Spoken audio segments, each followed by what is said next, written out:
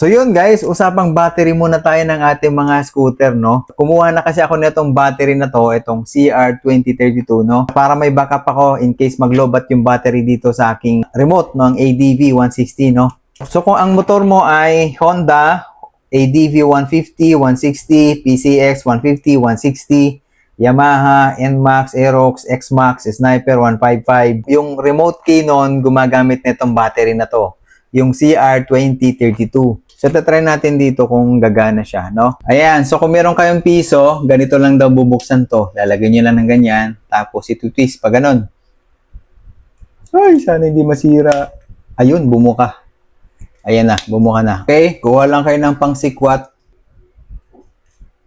Yon, o ganun lang. Ayan, kung itong brand niya, makikita nyo, Panasonic, pero same na 2032. Try naman natin tong ating binili kung gagana siya. Ito kasi kinuha natin, Maxell, no? Lalagay ko dito. Ayan. I-press nyo lang. Balik natin to. Pag gumana to, hindi ko na to tatanggalin. Oh. Okay. Tignan nyo, ha?